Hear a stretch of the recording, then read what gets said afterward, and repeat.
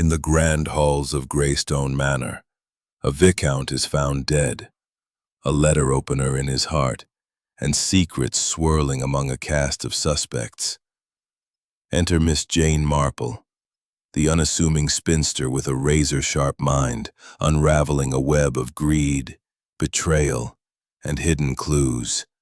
A smudged window, a missing cigarette, a forged note. As lies unravel and motives surface, Miss Marple sets a cunning trap to catch a killer, revealing a shocking truth that will leave you breathless.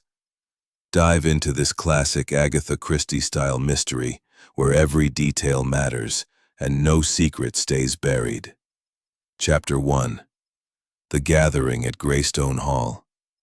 The late summer sun cast long shadows over the manicured lawns of Greystone Hall, a sprawling Elizabethan manor nestled in the heart of the Dorset countryside. Its ivy-clad walls and mullioned windows exuded an air of timeless dignity. But beneath its grandeur, a quiet unease simmered among its inhabitants and guests. The occasion was the annual gathering of the Ashbourne family, a tradition upheld for decades, though this year's assembly bore an undercurrent of tension that even the warm August light could not dispel. Miss Jane Marple, seated unobtrusively in a cushioned armchair by the drawing-room's grand fireplace, knitted with steady precision. Her delicate hands moved rhythmically, the click of her needles a soft counterpoint to the murmur of conversation. To the casual observer, she was merely an elderly spinster, her white hair neatly pinned, her pale blue eyes deceptively mild behind her spectacles. Yet those who knew her understood that Miss Marple's unassuming presence concealed a mind as sharp as the needles she wielded. The Ashbourne family, along with a select group of intimates, had gathered at the behest of Viscount Henry Ashbourne, a man whose wealth was matched only by his imperious demeanor. At 62, the Viscount was a formidable figure, his broad shoulders and hawk-like features commanding attention. His sister, Lady Eleanor Ashbourne, presided over the gathering with the strained elegance of a woman accustomed to maintaining appearances.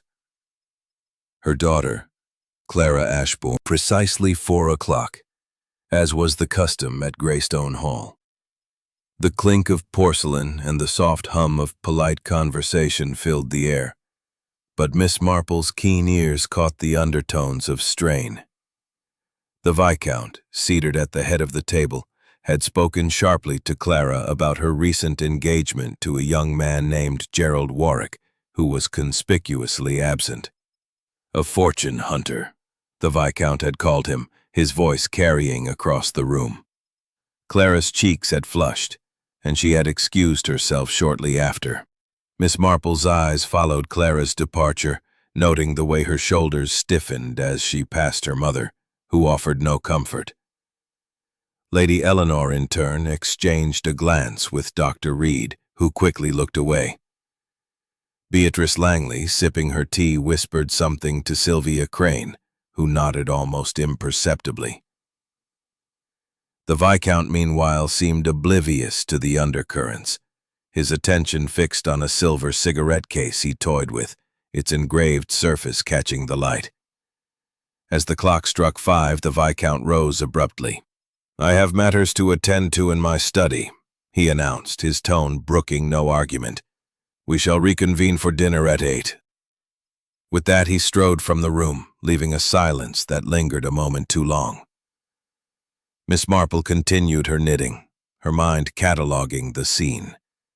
She had been invited to Greystone Hall by Lady Eleanor, an old acquaintance from her St. Mary Mead days, who had written to her with vague hints of family troubles.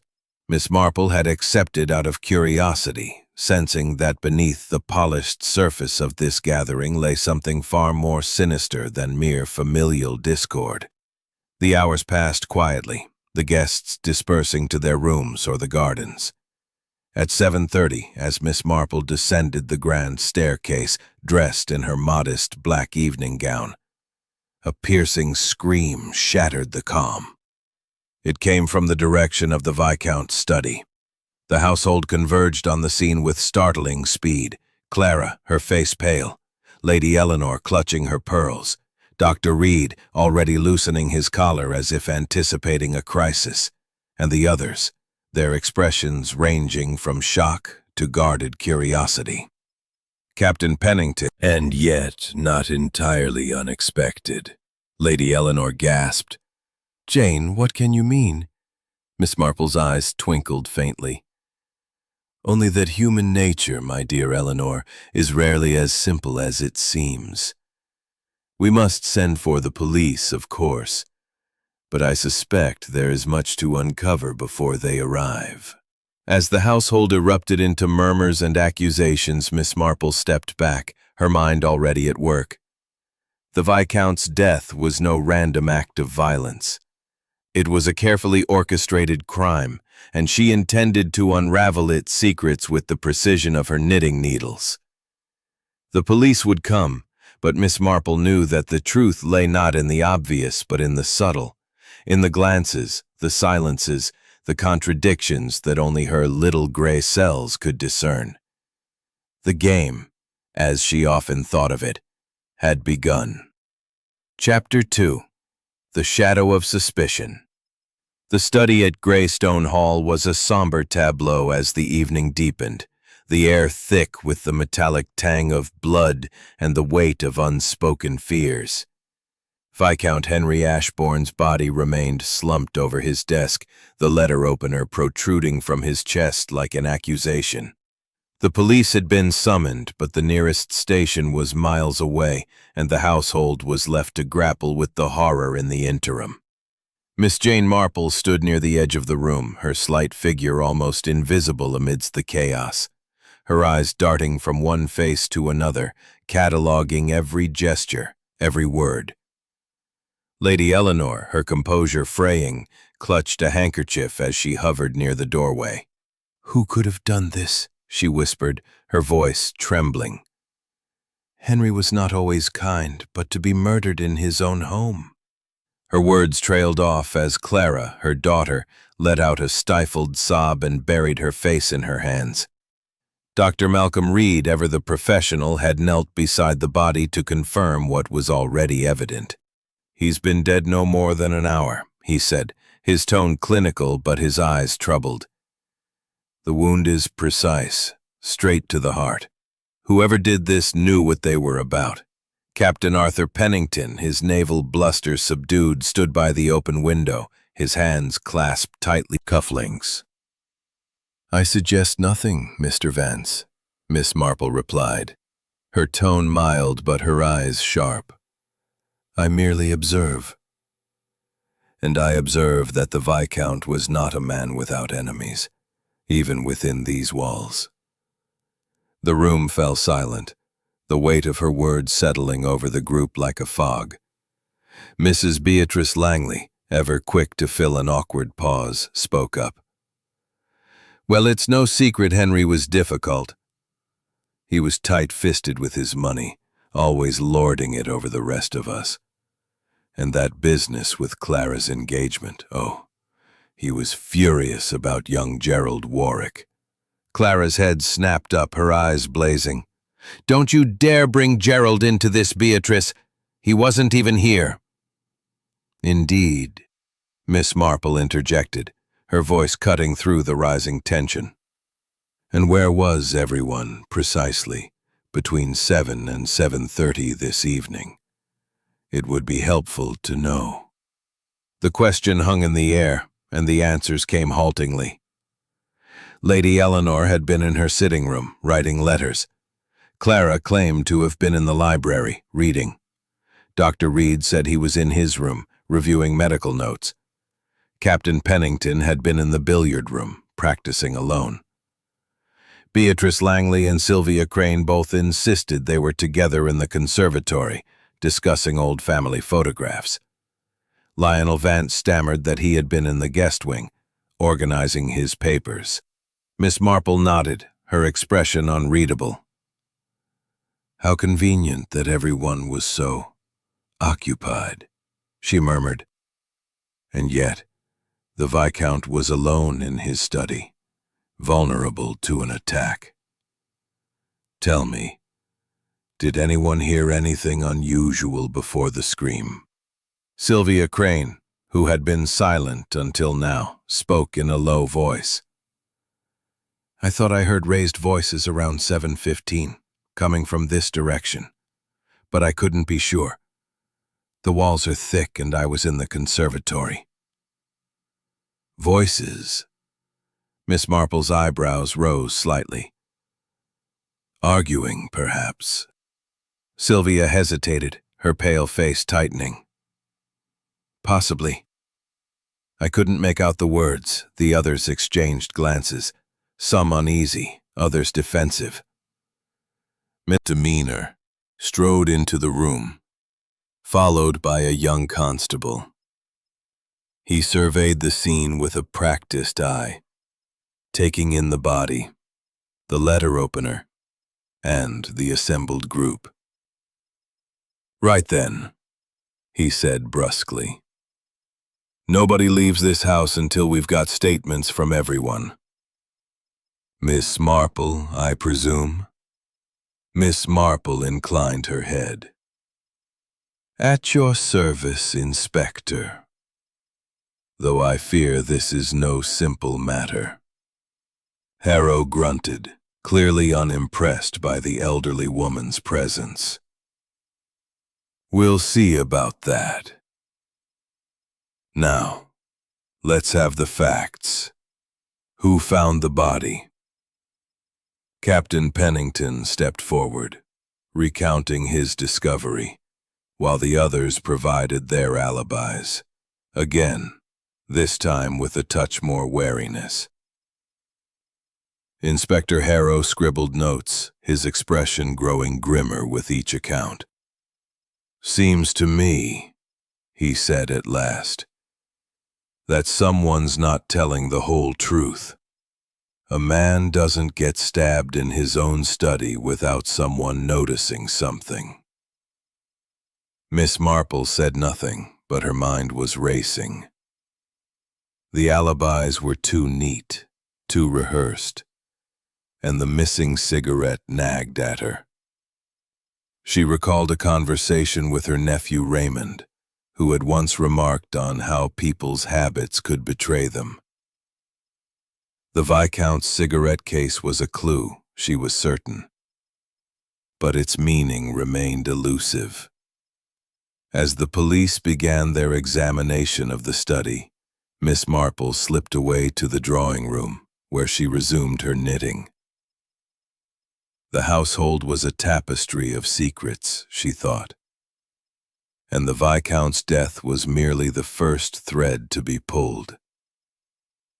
She would need to observe, to listen, to piece together the subtle contradictions that would reveal the truth. The night stretched on, the house heavy with suspicion. Miss Marple's needles clicked softly, a metronome to her thoughts. The murderer was among them, and she would find them, not through force, but through the quiet power of observation and the unerring logic. Differences, but I would never, she broke off, pressing her handkerchief to her lips. And these differences, Harrow pressed, his pencil poised. What were they about? Lady Eleanor hesitated, her eyes flickering toward the others. Family matters, she said at last. Henry was protective of the estate. He disapproved of certain choices Clara made, and he was not shy about expressing it. Miss Marple's needles paused for a fraction of a second. She noted the careful wording, the way Lady Eleanor's gaze avoided Clara, who sat rigid on a nearby sofa, her hands clenched in her lap. The inspector moved on to Clara, whose account of reading in the library was delivered with a defiance that bordered on desperation. I was alone, she insisted. I didn't see Father after tea. I didn't hear anything until it happened. Dr. Malcolm Reed, questioned next, maintained his professional composure, though Miss Marple observed a slight tightening of his jaw when asked about his movements.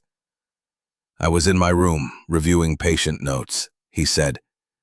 "I had no reason to visit Henry's study. I only came when I heard the scream." Captain Pennington, still standing by the window as if drawn to it, repeated his story of practicing billiards alone. His hearty tone rang hollow, and Miss Marple noted the way his fingers fidgeted with the loose thread on his cuff. Beatrice Langley and Sylvia Crane, questioned together, corroborated their time in the conservatory, though Beatrice's chatter was more animated than Sylvia's quiet affirmations. Lionel Vance, the solicitor, stammered through his account of organizing papers, his nervous energy drawing a raised eyebrow from Harrow. Miss Marple listened, her mind sifting through the alibis like a gardener turning soil. Each account was plausible, yet none felt entirely true. The Viscount's death at 7:45, as Dr. Reed estimated, meant the crime occurred in a narrow window between 7 and 7:30, given the scream at 7:30. The alibis covered that time, but they were solitary, unverified, and suspiciously convenient.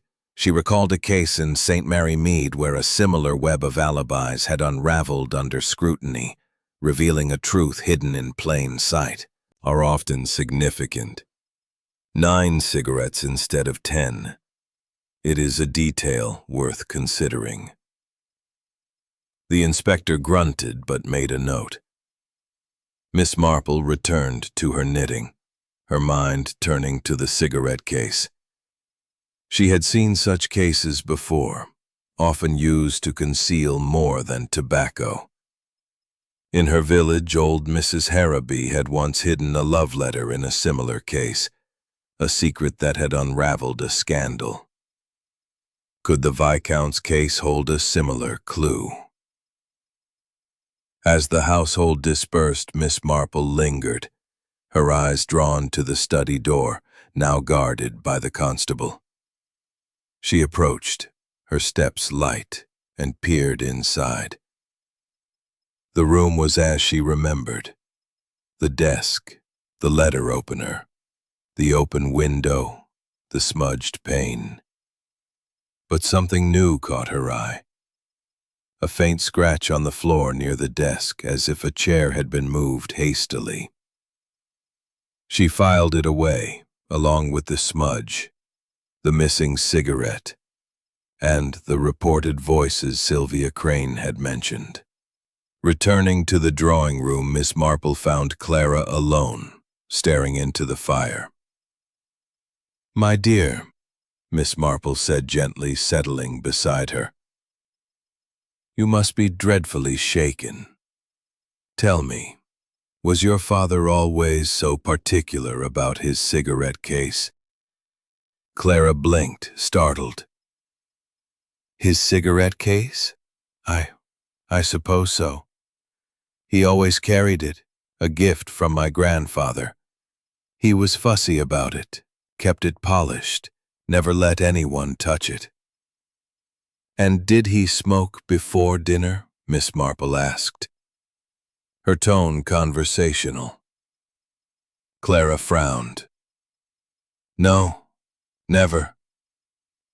Only after dinner, 1 cigarette, like clockwork." "Why do you ask?" Miss Marple smiled. "Merely an old woman's curiosity. But tell me, this Gerald Warwick, your father disapproved of him?" Clara's face hardened. "Whew. Father thought he was after my inheritance. He wouldn't listen, wouldn't meet him. Gerald's not like that. He's kind, and he loves me." Miss Marple nodded, her sharp awareness.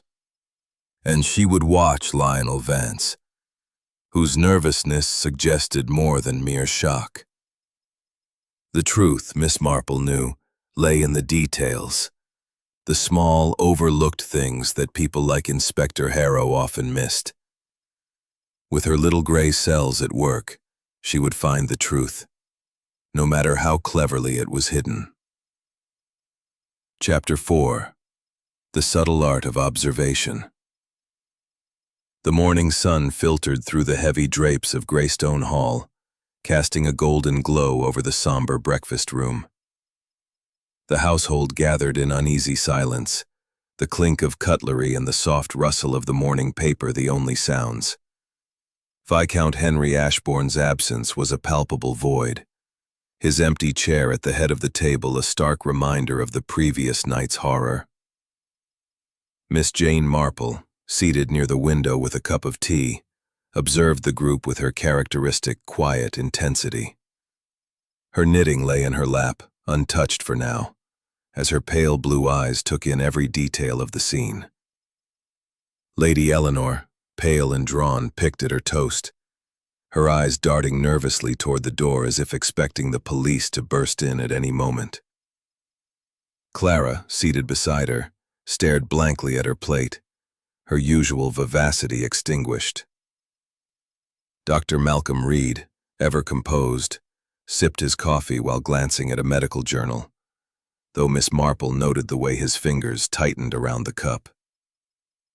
Captain Arthur Pennington, his naval bluster subdued, muttered something about the weather to no one in particular. Mrs. Beatrice Langley, never one to let silence linger, was recounting a vague anecdote about a distant cousin's untimely death, her voice grating against the tension. Sylvia Crane, silent as ever, sat with her hands folded, her expression unreadable. Lionel Vance, the solicitor, was absent, having excused himself to meet with Inspector Harrow. Miss Marple's thoughts returned to the previous night's observations. The smudged window, the scratch on the study floor, the missing cigarette, and Sylvia Crane's mention of raised voices. These were not random details, but pieces of a puzzle, and she was determined to fit them together. She recalled often reveal their troubles in small ways. You mentioned hearing voices last night near the study. Could you tell me more? Sylvia's hands paused over the orchid. I'm not certain what I heard, she said, her voice low. It was muffled, but it sounded like an argument. A man's voice, perhaps Henry's, and another, lower, harder to place. I thought it came from the study, but I was here, and the glass distorts sound. Miss Marple nodded, her eyes never leaving Sylvia's face. And you were with Mrs. Langley at the time? Yes, Sylvia said quickly. Beatrice was showing me old family photographs. She talks a great deal, but I don't mind. Miss Marple smiled. Mrs. Langley does have a gift for conversation. But tell me, Miss Crane, you've been with the family for many years. First as Clara's governess, now as Lady Eleanor's companion. You must know their habits well. The Viscount's cigarette case, for instance. Did he ever use it for anything other than cigarettes? Sylvia's eyes flickered with surprise. The cigarette case? No, I don't think so. He was very particular about it, always kept it with him. It was a family heirloom, I believe. Miss Marple inclined her head. Curious, then, that it was open, with one cigarette missing, when he never smoked before dinner. A break-in habit is always worth noting, don't you think? Sylvia's lips parted, but she said nothing, her fingers resuming their work on the orchid. Miss Marple let the silence linger, knowing that discomfort often prompted truth. But Sylvia offered no more, and Miss Marple rose, thanking her politely before leaving the conservatory. Her next destination was the study, where Inspector Harrow was examining the Viscount's papers with Lionel Vance. The solicitor's nervous energy was palpable, his hands fluttering as he handed over documents. Miss Marple knocked lightly and entered, her presence eliciting a frown from Harrow. "Miss Marple," he said, his tone clipped. "This is a police matter. I'm sure you understand." "Of course it's a," he mumbled. "Client confidentiality. You understand." "Of course," Miss Marple said, undeterred. "But it is curious, is it not, that a man contemplating changes to his will should meet such an untimely end?" Harrow grunted, clearly unimpressed. "We'll handle the will, Miss Marple." "You stick to your knitting." Miss Marple smiled serenely and withdrew, but her mind was far from idle. The will, the cigarette case, the voices, the scratch on the floor. These were threads in a tapestry, and she was beginning to see their pattern. She recalled a case in St. Mary Mead where a changed will had led to a desperate act, and she wondered if history was repeating itself. As she returned to the drawing room, she encountered Captain Pennington, who was pacing restlessly. "Miss Marple," he said, his voice gruff, "this is a bad business. Henry and I were old friends, you know, fought together in our younger days. To think someone here did this." "A terrible thing, Captain," Miss Marple agreed. "You were close to the Viscount. Did he ever confide in you about his concerns? Perhaps about his family or his finances?" Pennington's jaw tightened. "He didn't like to show weakness, but he was worried about Clara. Thought that Warwick fellow was trouble, and, well, he mentioned something about a loan he'd given years ago. Didn't say to whom, but it weighed on him." Miss Marple nodded, filing away the information. A loan, a will, a missing cigarette. Each detail was a clue, and she was determined to follow them. As the day wore on, she continued her quiet observations, noting the way Beatrice Langley's eyes lingered on Clara, the way Dr. Reed avoided Sylvia's gaze, the way Lady Eleanor's hands trembled when the will was mentioned. The truth, Miss Marple knew, was hidden in these small moments, these subtle contradictions. She would continue to watch, to listen, to piece together the puzzle with the precision of her little gray cells. The murderer was among them, and she was closer to unmasking them than they realized. Chapter 5. The Red Hair. "I've got a theory," he announced, his voice cutting through the murmur of conversation. "This Gerald Warwick, Clara's fiancé, he's got motive written all over him. The Viscount disapproved of the match, called him a fortune hunter. What if he slipped into the house, argued with the old man, and stabbed him in a fit of rage?"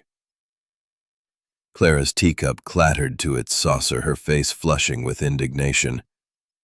"That's absurd, Inspector. Gerald wasn't even here. He's been in London all week, and I can prove it." Harrow raised an eyebrow. "Can you now? We'll need to verify that. A man desperate for money might go to great lengths to secure it." Miss Marple's lips pursed slightly, her eyes narrowing as she watched Clara's reaction. The girl's defensiveness was natural, but there was a tremor in her voice that suggested more than simple outrage. Miss Marple recalled a case in St. Mary Mead, where a young man's absence had been vouched for too vehemently, only to unravel under scrutiny. Gerald Warwick might indeed be a convenient suspect, but she suspected the inspector's focus on him was a distraction from the truth.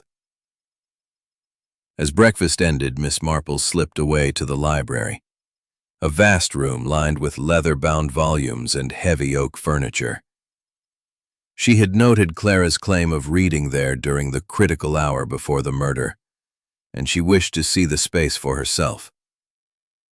The library was quiet, its tall windows letting in pale light that illuminated the dust motes in the air. Miss Marple moved to the reading nook Clara had described, a cushioned alcove near a window overlooking the garden. A book lay open on the table, Wuthering Heights, its pages slightly creased as if hastily abandoned.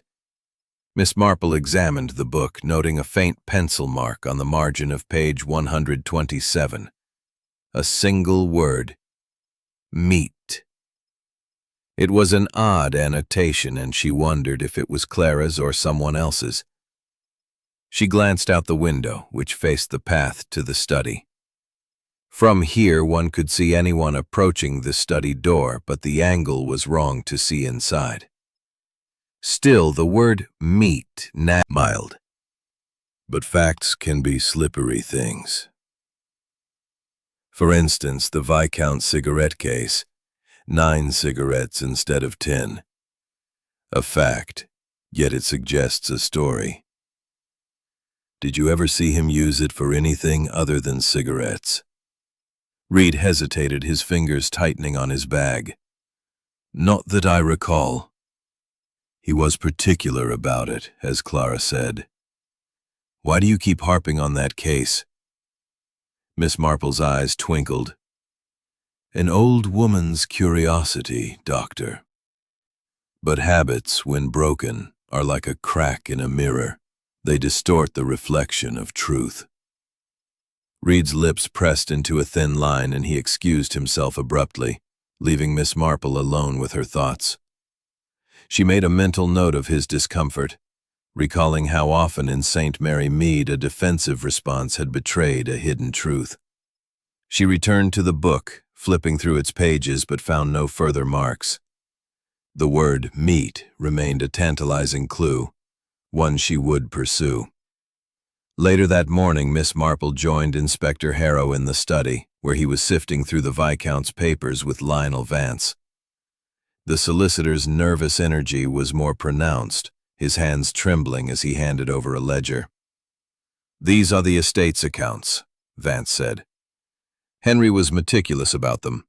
He suspected someone was mismanaging funds, but he wouldn't say who. Harrow seized on this. Mismanaging funds. That's motive, Mr. Vance. Who had access to the accounts? Vance hesitated, his eyes darting to Miss Marple. Only myself and Henry, officially. But, well, Lady Eleanor occasionally reviewed them, and Clara was to inherit a significant portion. Henry was concerned about her spending, especially with that Warwick fellow. Miss Marple tilted her head. And the loan Captain Pennington mentioned. Did the Viscount keep records of such things? Vance flushed. There was a loan, yes, from years ago. I don't have the details here. It was a private matter. Henry kept those records separately. Miss Marple nodded, her mind turning to the cigarette case. A private matter, perhaps hidden in a place as personal as an heirloom. London, to verify his alibi. Miss Marple, however, was more interested in the household. She watched Beatrice Langley whisper to Sylvia Crane, noting the way Sylvia's eyes flicked toward the study. She observed Captain Pennington's restless pacing, his hands clenching, as if grappling with an unseen burden. And she noted Lady Eleanor's increasing agitation, her handkerchief now a crumpled ball in her hand. The inspector's theory about Warwick was a red herring, Miss Marple was certain. The truth lay closer to home, in the tangled motives of greed, resentment, and hidden debts. The word meat, the missing cigarette, the scratch on the floor. These were the keys to unlocking the mystery. She would continue to watch, to listen, to let her little gray cells unravel the web of deceit that enveloped Greystone Hall. Chapter 6. A clue in detail. The air at Greystone Hall grew heavier as the second day of the investigation dawned, the weight of suspicion pressing down on its inhabitants like a gathering storm. The police presence, with Inspector Harrow's brusque efficiency and the constable's watchful eyes, had transformed the manor from a place of elegance into one of scrutiny. Miss Jane Marple, however, remained a quiet constant, her presence as unobtrusive as the soft click of her knitting needles, which she had resumed in the drawing room. Her pale blue eyes, sharp behind her spectacles, missed nothing. Not the nervous glance of Lady Eleanor, nor the forced cheer of Beatrice Langley, nor the way Clara's hands trembled as she poured tea. Miss Marple's mind was occupied with the details that had emerged. The word meat penciled in Wuthering Heights. The missing cigarette from the Viscount's silver case.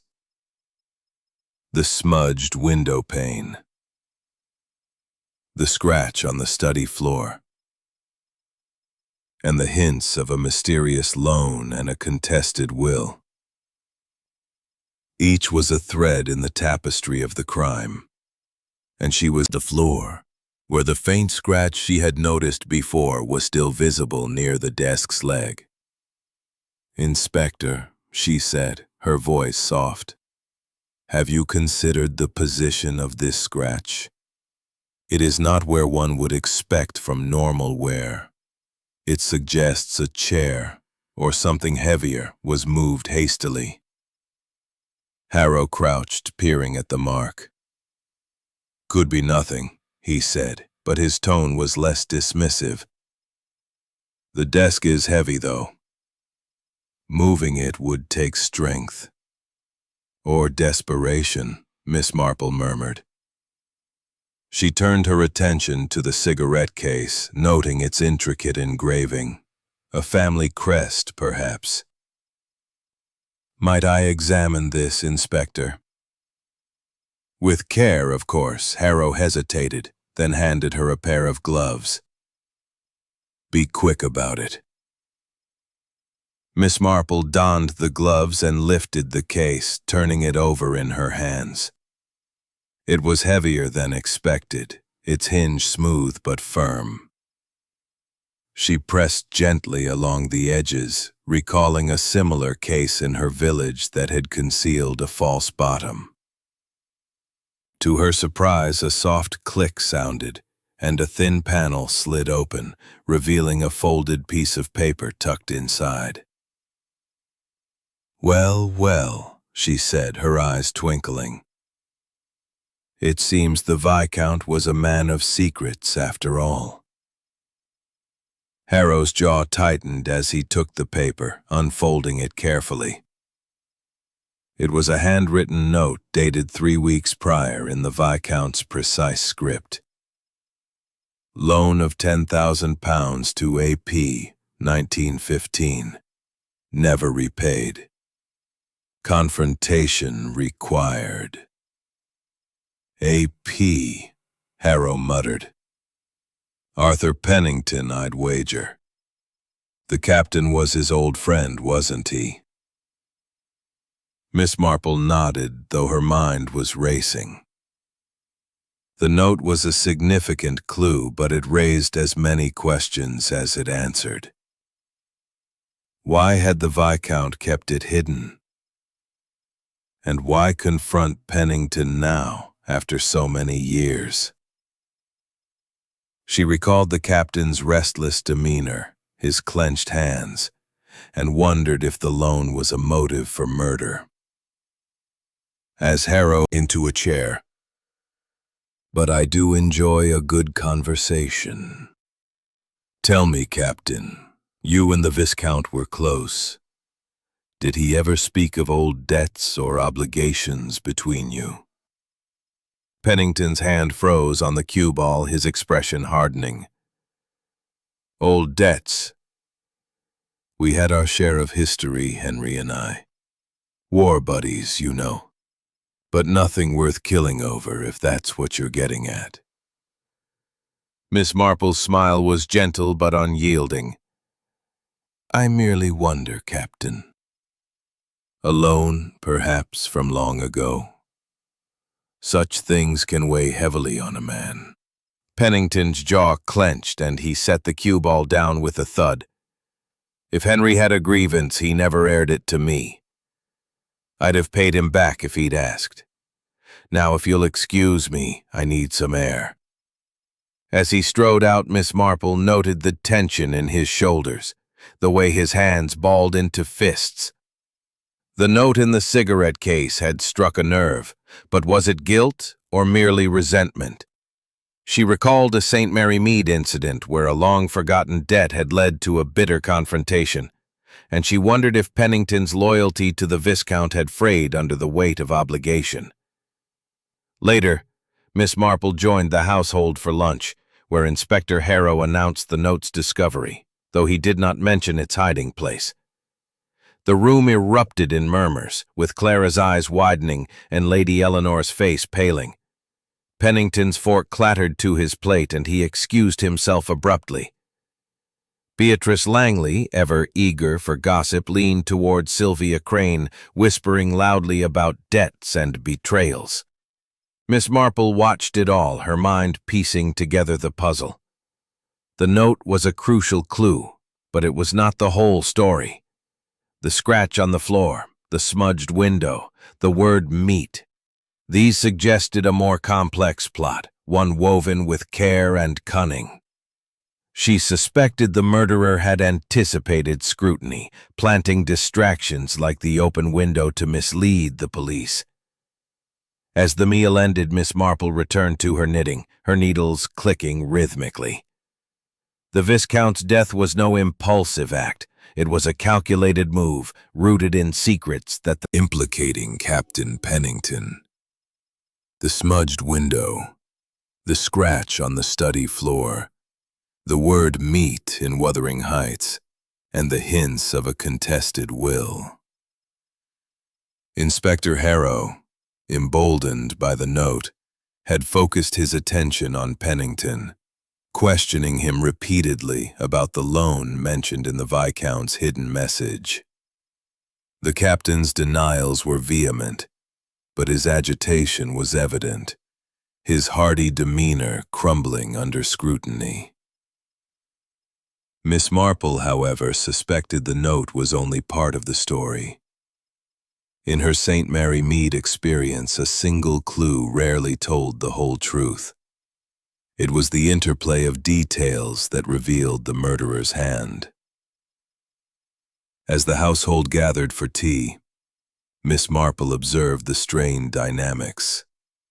Lady Eleanor, her composure increasingly fragile, avoided Pennington's gaze, her hands twisting her handkerchief into knots. Clara, pale and silent, seemed to shrink into herself, her eyes darting toward the door as if expecting unwelcome news. Dr. Malcolm Reed maintained his clinical reserve, but Miss Marple noted the way his fingers tapped restlessly on his teacup. Beatrice Langley, never one to miss an opportunity for drama, whispered loudly to Sylvia Crane about debts and dark secrets, while Sylvia's expression remained impassive, though her hands betrayed a slight tremor. Miss Marple's attention was drawn to Lionel Vance, the solicitor, who had been conspicuously quiet since the note's discovery. His nervous energy had intensified, his eyes flickering toward the others, as if weighing their reactions. She decided to approach him, sensing that his knowledge of the Viscount's affairs might hold a key to the mystery. "Mr. Vance," she said, her voice gentle as she joined him near the fireplace, "you must be dreadfully shaken by all this. As the Viscount's solicitor, you knew his affairs intimately. Tell me, did he ever mention any personal grievances, beyond the loan to Captain Pennington. Vance's fingers twitched and he adjusted his spectacles nervously.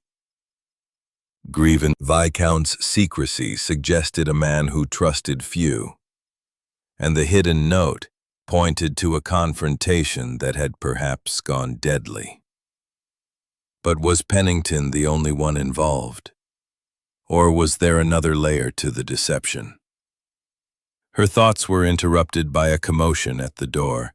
Inspector Harrow entered, his face grim, holding a telegram from London. "Gerald Warwick's alibi checks out," he announced, his voice tinged with frustration. "He was at a club in Mayfair until late on the night of the murder. Witnesses confirm it." So much for that theory. Clara let out a shaky breath, her relief palpable. But Miss Marple noted the way Lady Eleanor's expression tightened. The inspector's focus on Warwick had been a distraction, as she had suspected. And now the true suspects, the household, were under the spotlight. The atmosphere shifted, with glances becoming sharper, silences more pointed. Miss Marple seized the moment to speak with Beatrice Langley, whose penchant for gossip might yield useful tidbits.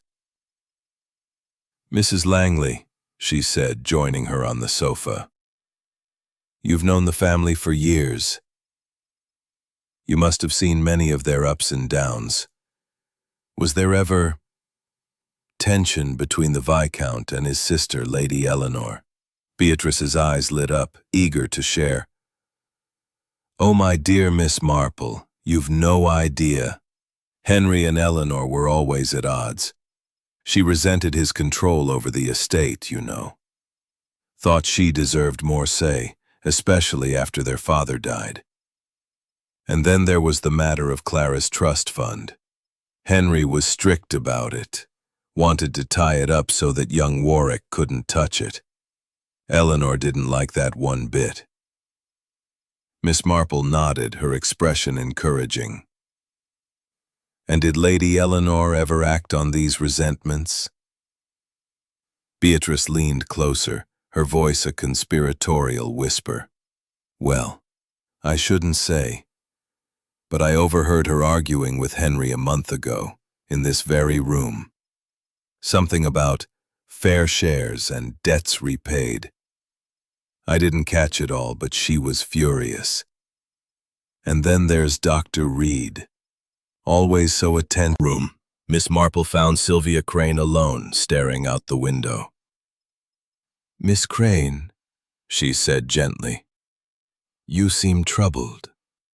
Is there something you wish to share? About the voices you heard, perhaps?" Sylvia's hands tightened on the windowsill. "I've told you all I know, Miss Marple." It was just a murmur, nothing clear. I don't want to accuse anyone unfairly." "Of course," Miss Marple said, her tone soothing.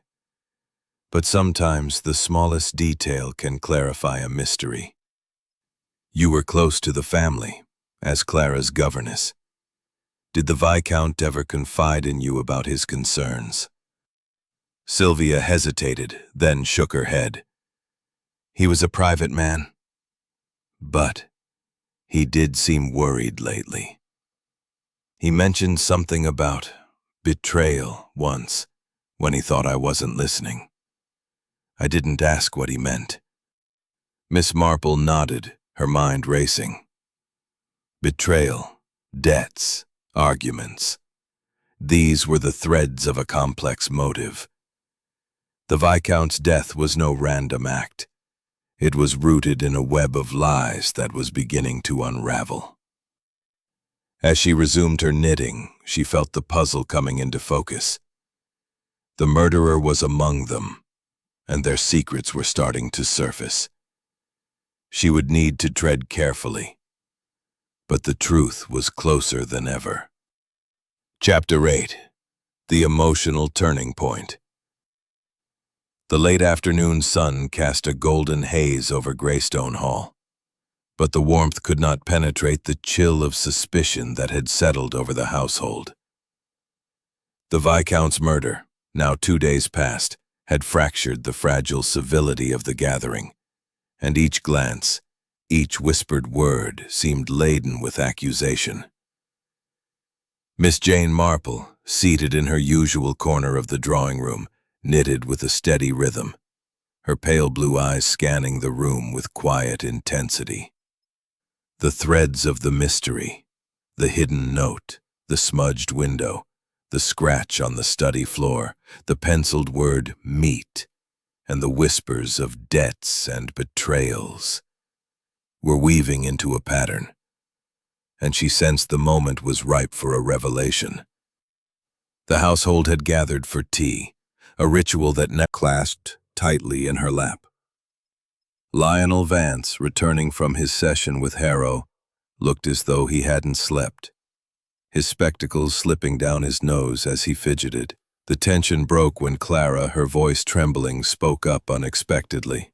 "I can't stand this anymore," she said, her words cutting through the murmur of conversation. "All these accusations, these secrets.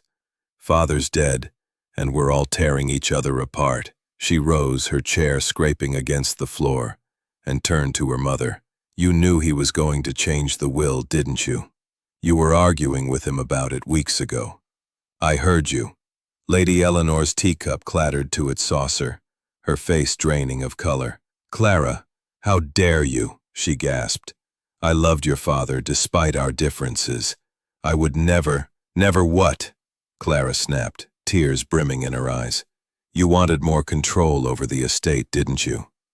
You hated how he controlled everything, how he treated me like a child over Gerald." The room fell silent, the air thick with shock. Miss Marple's needles paused, her eyes fixed on Lady Eleanor, who seemed to shrink under her daughter's accusation. Dr. Reed rose, his voice calm but firm. "Clara, that's enough. This is a difficult time for everyone. Accusing your mother won't help." Clara rounded on him, her voice rising. "And you, Doctor, always so loyal to Mother. What were you two whispering about the day before Father died? I saw you in the garden, looking so serious. What secrets are you keeping?" Reed's jaw tightened, but before he could respond, Beatrice Langley interjected, her voice dripping with insinuation. "Oh, Clara dear, you're not wrong to wonder. I've seen the way Dr. Reed looks at your mother. Quite devoted, isn't he? And Henry wasn't blind to it either." Lady Eleanor's face flushed, and she stood, her voice trembling with indignation. "This is outrageous. Malcolm has been a friend, nothing more. How dare you suggest otherwise, Beatrice?" Miss Marple watched the exchange, her mind cataloging every word, every gesture. Clara's outburst had cracked the facade of decorum, exposing raw emotions and hidden tensions. She recalled whisper. "Henry and I disagreed about the estate's management. He wanted to tighten Clara's trust fund, to protect it from Gerald. I thought it unfair to her. We argued, yes, but it was resolved. As for Malcolm, Dr. Reed, he was merely offering me support. I've been unwell, and he's been kind." Reed nodded, his expression guarded. "That's all it was, Inspector." Lady Eleanor was distressed about family matters. I listened. As a friend and physician, Harrow's eyes narrowed, clearly unconvinced. "We'll see about that. I want a full account of everyone's movements again, and no more secrets." As the group dispersed, Miss Marple approached Clara, who was wiping tears from her cheeks. "My dear," she said gently, "you're carrying a heavy burden. This argument you overheard, when was it exactly?" Clara hesitated, her voice low. "About 3 weeks ago, in the library. I didn't hear everything, just Mother saying something about fairness, and Father shouting about responsibility. I didn't think it meant anything until now. Miss Marple patted her hand. Thank you, Clara. You've been very brave to speak up. Sometimes the truth comes out in moments of anger. As Clara nodded and left, Miss Marple's thoughts turned to the library, where the word meat had been penciled in Wuthering Heights. The argument Clara described might be connected, but she suspected there was more to uncover. She made her way to the library where she found Sylvia Crane, alone, rearranging books with a distracted air. Miss Crane, Miss Marple saying. Miss Marple said, her tone conversational. You seem fond of this library. Did you often come here with Clara when she was your pupil? Sylvia's hands paused, her expression guarded. Yes, Miss Marple. Clara loved to read. We spent many hours here. And the Viscount, Miss Marple asked. Did he use the library often? Sylvia's eyes flickered.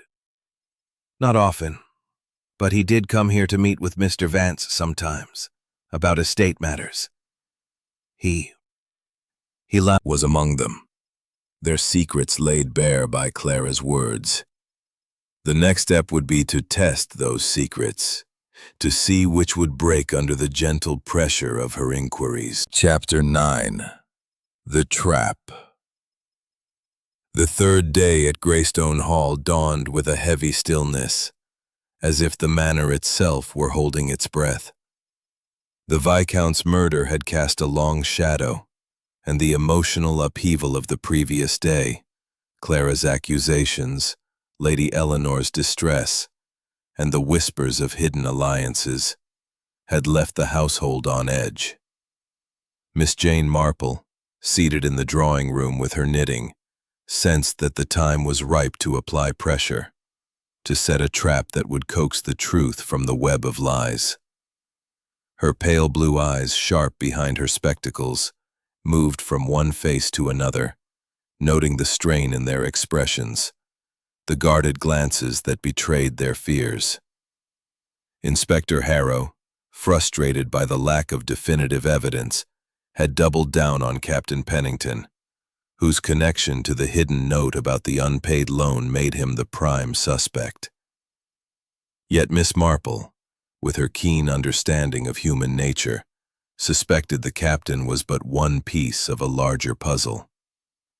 The clues, the smudged window, the scratch on the study floor, the missing cigarette, the penciled word meat in Wuthering Heights, and the hints of financial disputes, pointed to a carefully orchestrated crime, one that required not just motive, but cunning.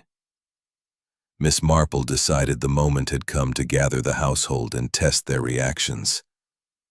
She approached Inspector Harrow, who was reviewing notes in the dining room, his brow furrowed. "Inspector," she said, her voice gentle but firm, "might I suggest we assemble everyone this evening? A discussion of the case with all present might clarify certain inconsistencies." Harrow's eyes narrowed, his skepticism evident. "You think you can flush out the killer with a chat, Miss Marple? This isn't a parlor game." "Indeed not," she replied, her smile serene. "But people, when pressed, often reveal more than they intend. A murderer, especially, may betray themselves in the smallest of ways." Harrow grunted but agreed, perhaps sensing that his own methods were yielding little. That evening, at 7 o'clock, they're saying, the Viscount was stabbed in his study, between 7 and 7:30, with a letter opener. The window was open, but no footprints were found outside. A note in his cigarette case pointed to a debt owed by Captain Pennington. "I want answers, and I want them now." Pennington's face reddened. "I've told you, Inspector, I didn't owe Henry a penny. That note's a lie, or a mistake." I'd never harm him. He was my friend. Miss Marple interjected, her voice soft but cutting through the tension. A friend, Captain, yet one who hid a note about a loan you claim you didn't owe. Curious, is it not? And the cigarette case itself, open, with one cigarette missing, when the Viscount never smoked before dinner. It suggests someone tampered with it, perhaps to retrieve that note. The room stirred, glances darting between Pennington and the others. Lady Eleanor spoke up, her voice trembling. Miss Marple, are you suggesting one of us took the cigarette? That's absurd. Not absurd, Lady Eleanor, Miss Marple said calmly. The missing cigarette is a detail, and details matter. Let us consider another detail. The word meat penciled in a book in the library, where Clara claims she was reading. A planned meeting, perhaps, that led to the Viscount's death? Clara's eyes widened, her voice sharp. I told you, I was reading. I didn't write anything in that book. Someone else must have. Someone else, Miss Marple echoed, her tone thoughtful. Or perhaps the book was meant to mislead, to point suspicion at you, Clara. But let us consider the study itself. The scratch on the floor, the smudged window. These suggest movement, perhaps a struggle, or an attempt to stage the scene. And then there are the voices Miss Crane heard, arguing near the study at 7:15. Sylvia Crane's hands tightened in her lap, her face paling. I only heard murmurs, Miss Marple. I couldn't be sure. Miss Marple's eyes twinkled. Unyielding. Merely observing. The truth lies in the contradictions. Alibis that are too perfect. Habits that are broken. Objects that are out of place. The murderer is here, and they are watching, wondering if their plan will hold. The room fell silent, the weight of her words settling over the group. Beatrice Langley's eyes darted to Sylvia, then to Reed, while Pennington's hands clenched into fists. Lady Eleanor's handkerchief was a crumpled mess, and Clara's breath came in short gasps. Vance's spectacles slipped further, his fingers trembling as he adjusted them. Inspector Harrow, sensing the moment, stepped forward. If anyone knows something, speak now. This is your chance to come clean before we find the truth the hard way. No one spoke, but Miss Marple noted the subtle shifts, the way Sylvia's eyes flickered toward Reed, the way Eleanor's shoulders stiffened, the way Vance's hands shook. The trap had been set, and the murderer, she was certain, was feeling the pressure. In St. Mary Mead, she had once flushed out a culprit by gathering the suspects and watching their reactions. Here, the same method was working. The truth was close, hidden in the smallest of details, and she would not rest until it was revealed. As the group dispersed, Miss Marple resumed her knitting, her needles clicking like a metronome to her thoughts. The murderer had made a mistake, and her little gray cells were piecing together the final pattern. The next move would be critical, and she was ready to make it. Chapter 10. The Reveal. The drawing room of Greystone Hall was a crucible of tension as the clock struck 8 on the third evening since Viscount Henry Ashbourne's murder. The fire in the hearth cast flickering shadows, amplifying the unease that gripped the assembled household. Miss Jane Marple, seated in her accustomed corner, her knitting needle silent for once, surveyed the group with a calm that belied the sharpness of her mind. The trap she had set the previous evening had stirred the waters, and now she was certain. The time had come to unveil the tragic mystery of Viscount Ashburn's death. A man was murdered in his study, stabbed with a letter opener, and the clues, though subtle, point to a truth that can no longer be hidden. Harrow frowned, clearly unused to sharing the stage, but he nodded for her to continue. Miss Marple's eyes swept the room, lingering on each face. Let us begin with the scene of the crime. The Viscount was killed between 7 and 7:30, as Dr. Reed confired. The window was open, yet no footprints were found outside, suggesting no intruder. The smudge on the window pane, low near the latch, was not from an outsider, but from someone inside, perhaps leaning to create the illusion of an external attack. She paused, noting Pennington's stiffening posture. Then there is the scratch on the study floor, near the desk. A mark suggesting something heavy, perhaps a chair, was moved hastily. And the silver cigarette case, open with one cigarette missing, when the Viscount never smoked before dinner. This was no random theft, but a deliberate act, tied to the note hidden within. A note about a loan to AP, Captain Pennington. Pennington's face reddened, his voice rising. I've said it before, Miss Marple. I didn't owe Henry a thing. That note's a plant, or a misunderstanding. Miss Marple's smile was gentle but unyielding. Perhaps, Captain, but the note was real, and it points to a motive.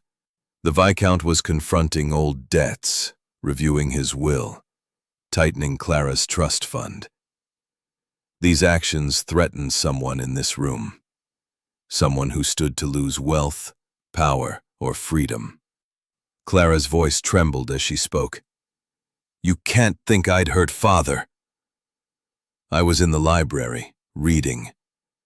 I didn't write meat in that book. Miss Marple nodded. I believe you, Clara. The word meat in Wuthering Heights was a clever distraction, placed to cast suspicion on you.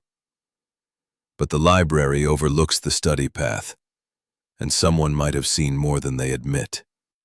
Let us turn to the voices Miss Crane heard at 7. Voice broke the silence, quivering with indignation. Miss Marple, this is intolerable. Are you accusing Sylvia, who has been nothing but loyal? Not accusing, Miss Marple said, but observing. Let us consider the timeline. At 7, the Viscount retired to his study. At 7:15, voices were heard arguing. At 7:30, Clara screamed, discovering the body. The letter opener was the weapon, but the cigarette case was the key. Someone took that missing cigarette, or what it concealed, to protect a secret. Dr. Reed's voice was sharp. This is speculation, Miss Marple. You have no proof. Miss Marple's eyes twinkled. Proof lies in the details, Doctor. The smudge on the window was grease, not dirt. Grease from a medical kit, perhaps, used to maintain instruments. The scratch on the floor was not from a chair, but from a medical bag, dragged in haste. And the note in the cigarette case was not about Captain Pennington's debt, but a decoy, written to mislead. The room gasped, and Pennington's jaw dropped. Miss Marple continued, her voice rising slightly. The true motive was not a loan, but the will. The Viscount planned to cut someone out, someone who stood to lose everything. That person argued with him, perhaps over fair shares, as Mrs. Langley overheard. That person struck when the argument turned deadly, using the letter opener. Then staged the scene, opening the window, smudging it with grease, leaving the cigarette case open to suggest theft. She turned to Dr. Reed, her gaze piercing. Dr. Pleasantry's doctor, it was you. You were in the study that evening, arguing with the Viscount about the will. You stood to lose your inheritance, a secret bequest he planned to revoke. In a moment of rage, you stabbed him, then staged the scene to look like an outsider's work. Chapter 11. The Reflection. The drawing room of Greystone Hall was hushed in the aftermath of Miss Jane Marple's revelation, the air thick with shock, and the weight of truth laid bare. The fire in the hearth had dwindled to embers, casting a dim glow over the assembled household, their faces a gallery. With him in the study at 7:15, as Miss Crane overheard. In a moment of rage, you seized the letter opener and struck, a precise blow, as only a physician could deliver. Reed's face contorted, his voice hoarse. "This is preposterous, Miss Marple. I was in my room, reviewing notes. You have no evidence, only conjecture." Miss Marple's eyes twinkled, undeterred. "Evidence lies in the details, Doctor. The smudge on the window pane was grease, not dirt. Grease from your medical bag, which you used to maintain your instruments. The scratch on the study floor was not from a chair but from your bag, dragged in haste as you staged the scene. The cigarette case, left open with one cigarette missing, was a clever touch.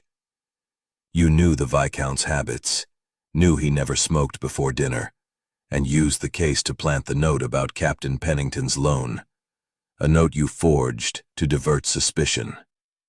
Pennington's jaw dropped, his earlier defensiveness giving way to astonishment. "Forged?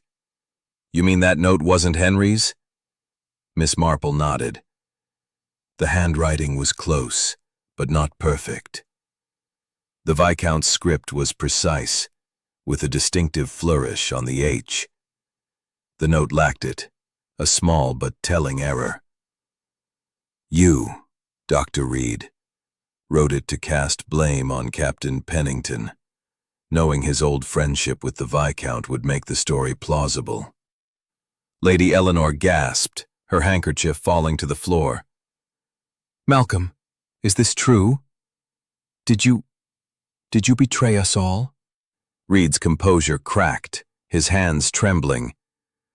"Eleanor, I swear I never meant. I cared for you, not the money. Henry was going to ruin everything, cut me out, accuse me of disloyalty." Miss Marple's voice softened, but her gaze remained sharp. "You cared for Lady Eleanor, perhaps, but you cared more for the wealth you stood to lose. You staged the scene meticulously, opening the window, smudging it with grease, leaving the cigarette case open to suggest theft. But you overlooked the scratch on the floor and the grease on the window, details that betrayed you." Crane's expression softened, as if a weight had lifted, while Vance's nervous twitching stilled, his relief palpable. Miss Marple resumed her knitting, her needles clicking softly. "Human nature," she said, almost to herself, "is so predictable, yet so complex.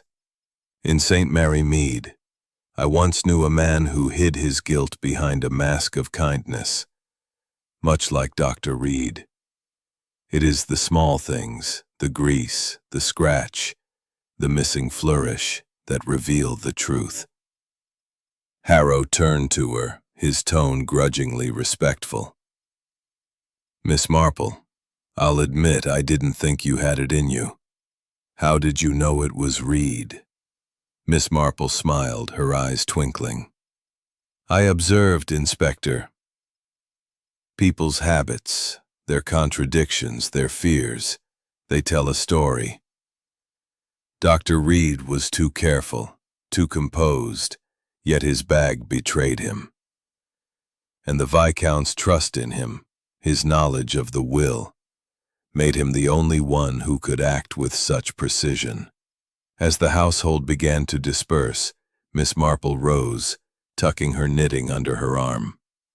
She paused by Lady Eleanor, who looked up with tear-streaked eyes. "Jane," she whispered, "how can we go on after this?" Miss Marple patted her hand. "With time, my dear, and with truth. It is painful, but it cleanses. You and Clara will find your way." She left the drawing room, stepping into the cool evening air of the garden. The moon hung low, casting silver light over the manicured lawns.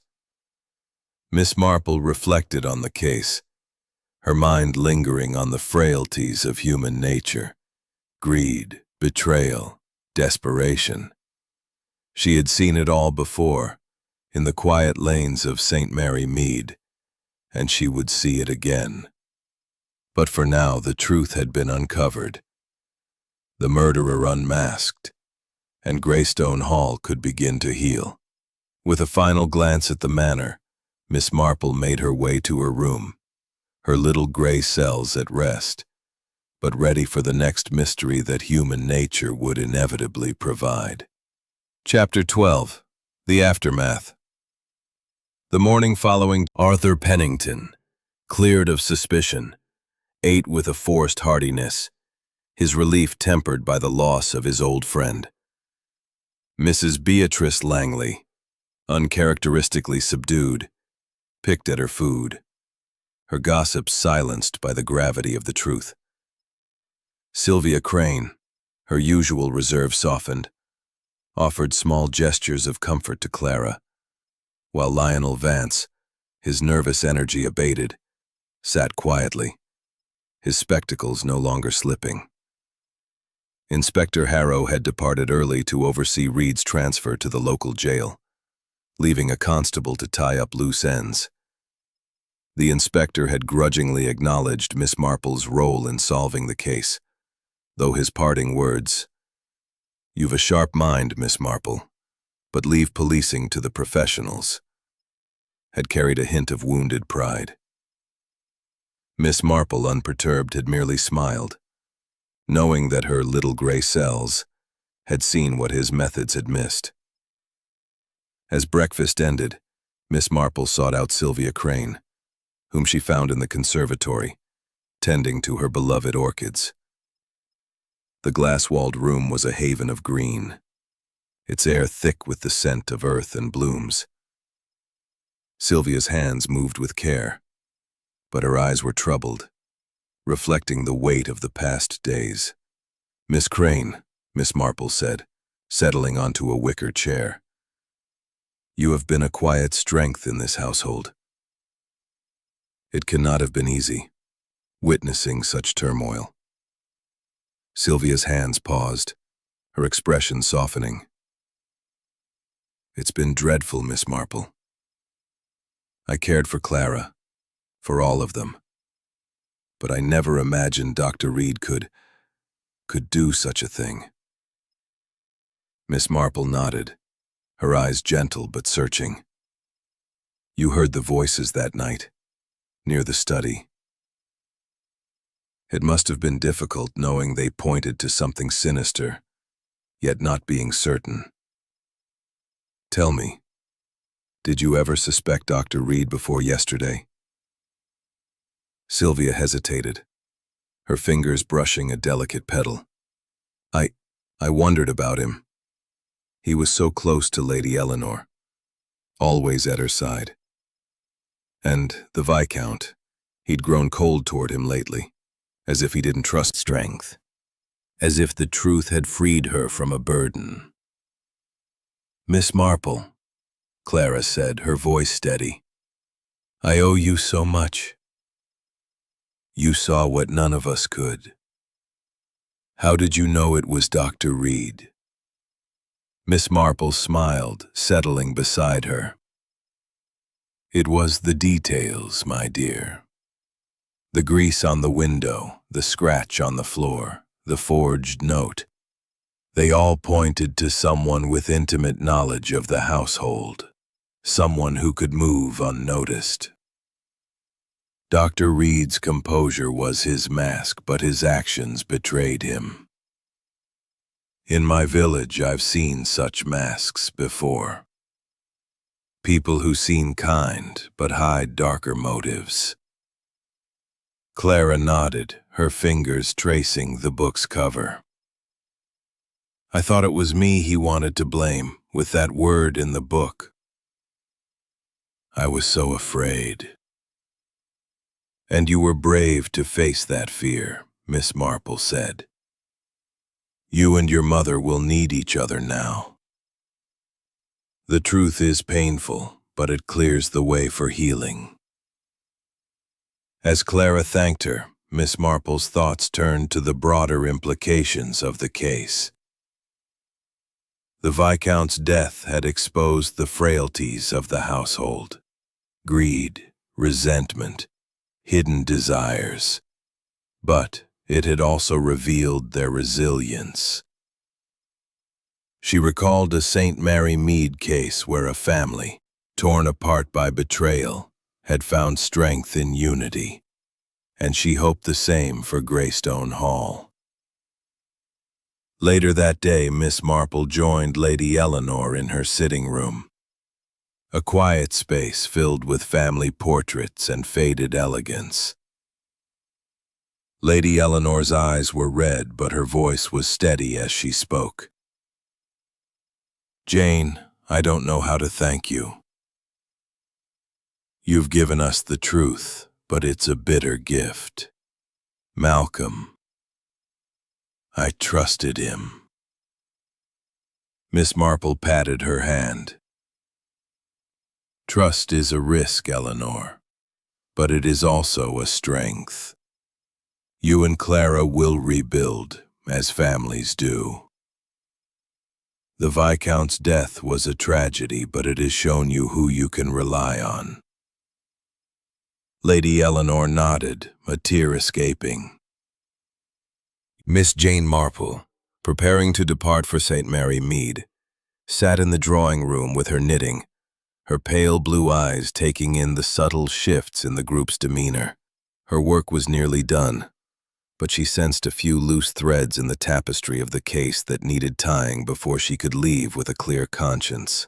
The breakfast table was quieter than usual, the clink of porcelain muted by the weight of recent events. Lady Eleanor, though pale, showed a flicker of resolve, her hands steady as she poured tea. Clara, seated beside her, seemed to draw strength from her mother's presence, her earlier fragility giving way to a quiet determination.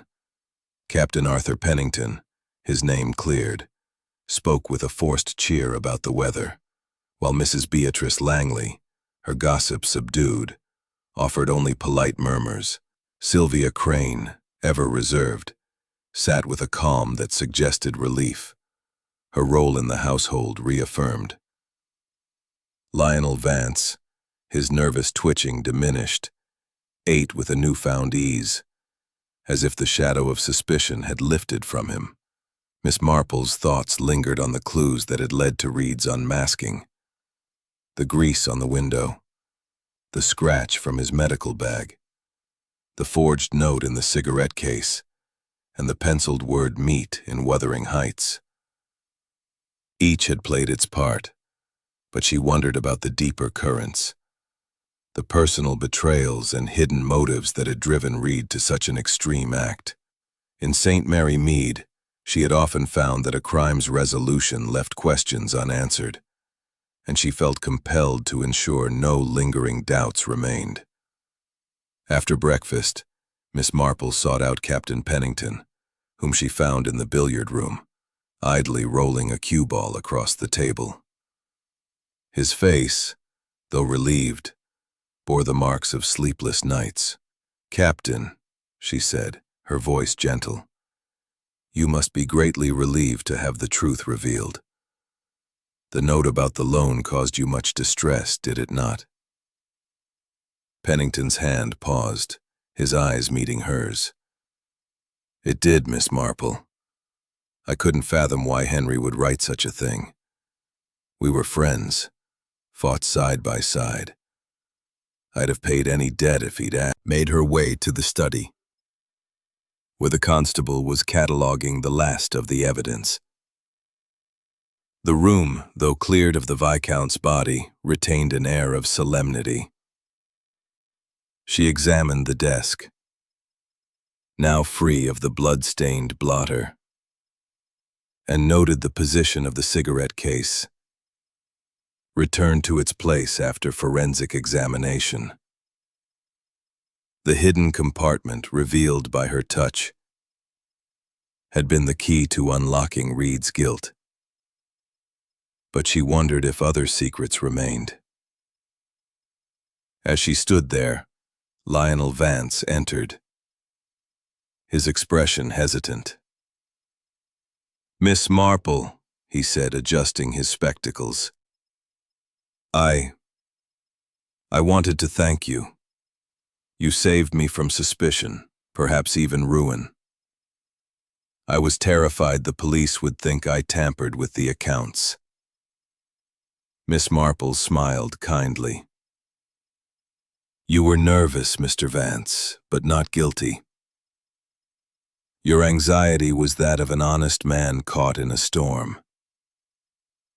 But tell me, did the Viscount ever share details of his will with you, beyond what you told the inspector?"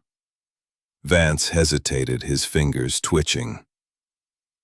He was cagey, but he did mention wanting to protect Clara's inheritance. He suspected someone, Reed, I suppose, was influencing Lady Eleanor, perhaps to gain access to the estate. He planned to cut them out, but he hadn't finalized the changes. Miss Marple nodded, filing away the confirmation. A wise precaution, though too late. Dr. Reed's desperation drove him to act, but his plan was flawed.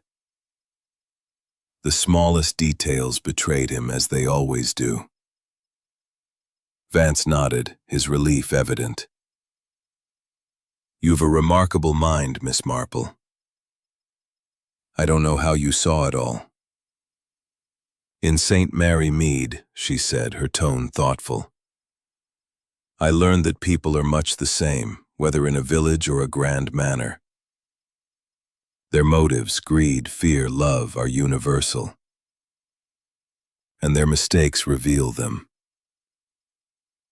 As the day progressed, Miss Marple joined Lady Eleanor and Clara in the garden, where the air was crisp with the had been a test of her little gray cells, a reminder of human nature's complexity, its capacity for deceit but also for redemption. As she prepared to return to St. Mary Mead, she felt a quiet satisfaction, knowing the truth had set the household free, even if at a cost. Chapter 14. The Final Threads. The afternoon light softened over Greystone Hall, casting a gentle glow on its ivy-clad walls as Miss Jane Marple prepared to depart for St. Mary Mead.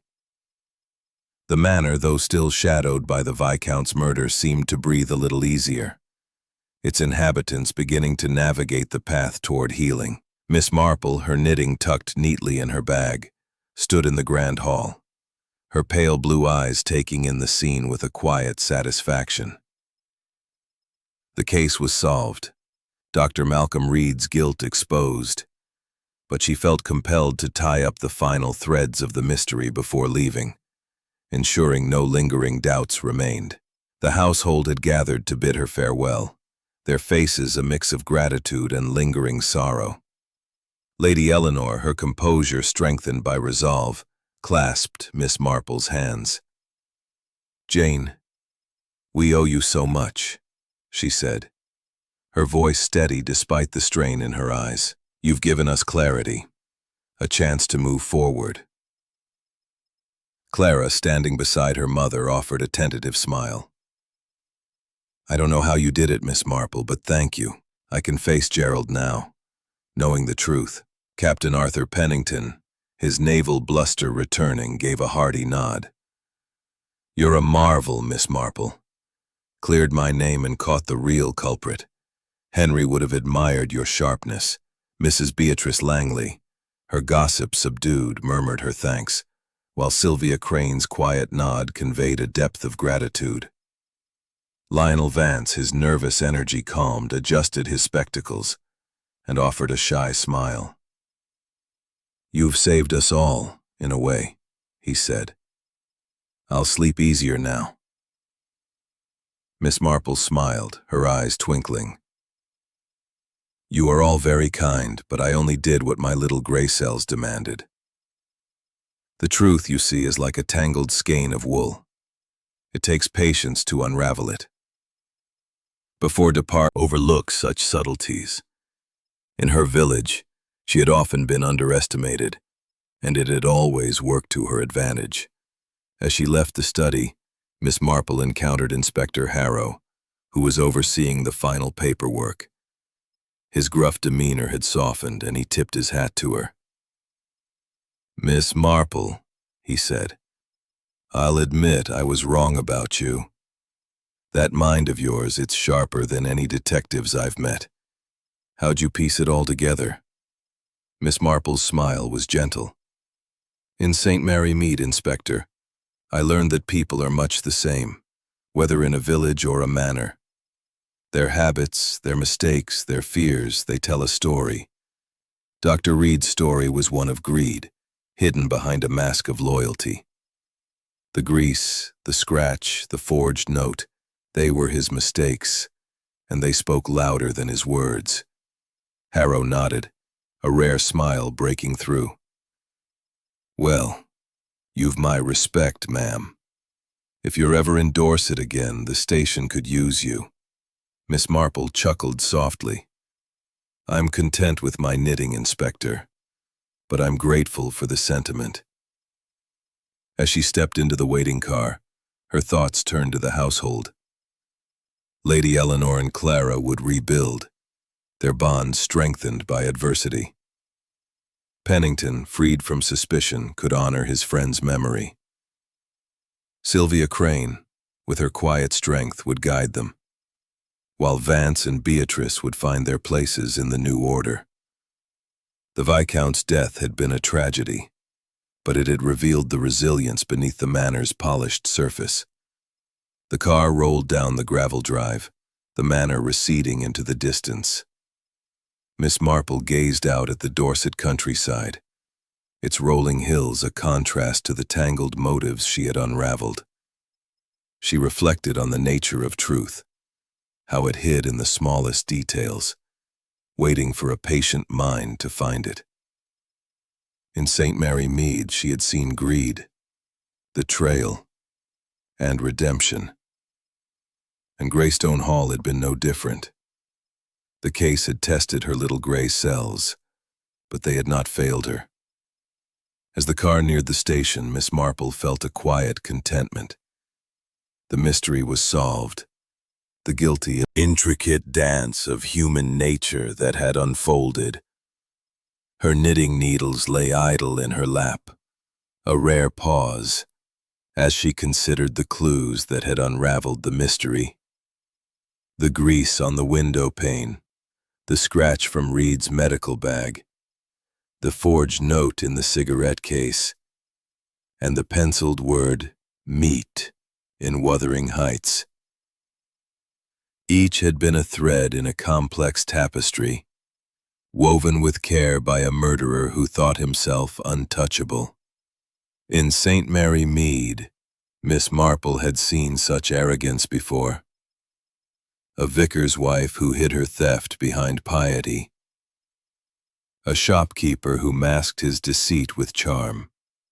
And it never failed to reveal itself through the smallest of errors. She thought of the household she had left behind. Lady Eleanor, strengthened by adversity, would guide the estate, with Clara at her side. Their bond a bulwark against the pain of betrayal. Captain Arthur Pennington, his honor restored, could mourn his friend in peace. Sylvia Crane's quiet resilience would anchor them, while Lionel Vance, freed from suspicion, could resume his duties with confidence. Even Beatrice Langley, Her gossip chastened might find a new purpose in supporting the family. Miss Marple smiled faintly, recalling a St. Mary Mead family who had rebuilt after a scandal. Their unity forged in the crucible of truth. The case had been a test of her little gray cells, as she liked to call them, and they had not failed her. The grease on the window, a careless smudge from Reed's medical bag, had been the first crack in his facade. The scratch on the study floor caused by the bag's hasty movement had confirmed his presence. The forged note, lacking the Viscount's distinctive flourish, had revealed his attempt to frame Pennington. And the word, meat, penciled in the library's book, had been a desperate bid to implicate Clara, a distraction that crumbled under scrutiny. Each detail, seemingly insignificant, had been a beacon leading to the truth. Miss Marple's thoughts turned to Inspector Harrow, whose gruff exterior had softened in the end. His parting words had carried a grudging respect. Train slowed, the familiar spire of St. Mary Mead's church coming into view. Miss Marple gathered her bag, her knitting tucked securely inside, and stepped onto the platform. The village air was crisp, scented with roses and the promise of autumn. As she walked toward her cottage, she felt a quiet contentment, the satisfaction of a puzzle solved and justice served. Greystone Hall had been a challenge, but it had reaffirmed her belief in the power of observation, the clarity of small details, and the inevitability of truth. At home, she would resume her routine: tea with friends, tending her garden, knitting by the fire. But her mind would remain alert, ready for the next mystery that human nature would bring. For now, though, she allowed herself a moment of rest, her little gray cells at peace, knowing that the Greedy Viscount's killer had been caught, and Greystone Hall could begin to heal.